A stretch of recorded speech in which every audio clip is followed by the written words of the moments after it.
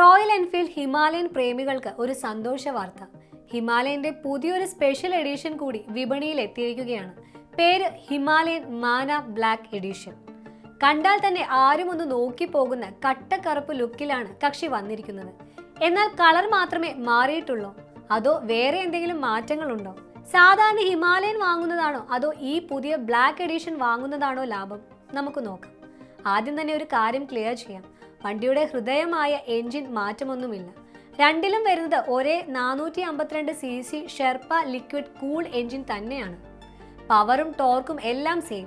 സസ്പെൻഷനും ബ്രേക്കും ഫ്രെയിമും എല്ലാം പഴയത് തന്നെ. അതുകൊണ്ട് ഓടിക്കുമ്പോൾ കിട്ടുന്ന ഫീലിന് രണ്ട് വണ്ടിയും തമ്മിൽ യാതൊരു വ്യത്യാസവുമില്ല. പിന്നെ എന്തിനാണ് ഈ പുതിയ എഡിഷൻ?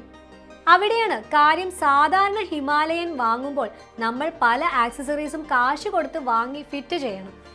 എന്നാൽ മാന ബ്ലാക്ക് എഡിഷൻ ഷോറൂമിൽ നിന്ന് ഇറങ്ങുന്നത് തന്നെ ഫുൾ സെറ്റപ്പ് ആയിട്ടാണ്.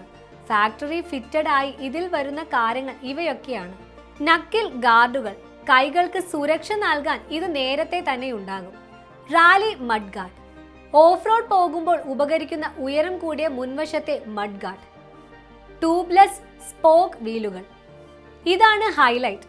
അഡ്വഞ്ചർ യാത്രകൾക്ക് അത്യാവശ്യമായ ട്യൂബ്ലെസ് വയർ സ്പോക്ക് വീലുകൾ ഇതിൽ കൂടെയുണ്ട്. റാലി സീറ്റ്, ദൂരയാത്രകൾക്ക് സുഖം നൽകുന്ന ഫ്ലാറ്റ് ആയ സീറ്റ്. പിന്നെ എടുത്തു പറയേണ്ടത് ആ ലുക്കാണ്. സ്റ്റെൽത്ത് ബ്ലാക്ക് പെയിന്റും മാറ്റ് ഫിനിഷും വണ്ടിക്ക് ഒരു വല്ലാത്ത ഗാംഭീര്യം നൽകുന്നുണ്ട്.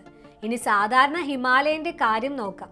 നിങ്ങൾ സ്റ്റാൻഡേർഡ് മോഡലാണ് എടുക്കുന്നതെങ്കിൽ എഞ്ചിനും വണ്ടിയും സെയിം തന്നെ. പക്ഷേ നമ്മൾ നേരത്തെ പറഞ്ഞ നിക്കിൾ ഗാർഡും സീറ്റും ട്യൂബ്ലെസ് വീലും ഒക്കെ കിട്ടണമെങ്കിൽ അത് വേറെ കാശ് കൊടുത്ത് വാങ്ങി ഫിറ്റ് ചെയ്യണം. റോയൽ എൻഫീൽഡ് ആക്സസറീസ് വഴി ഇതൊക്കെ ലഭ്യമാകുമെങ്കിലും അതൊരു അധിക ചിലവും പണിയുമാണ്. ചുരുക്കത്തിൽ ഇത്രയേ ഉള്ളൂ കാര്യം. ഷോറൂമിൽ നിന്ന് വണ്ടി ഇറക്കുമ്പോൾ തന്നെ അത് ഓഫ് റോഡിനും ലോങ് ട്രിപ്പിനും റെഡി ആയിരിക്കണം.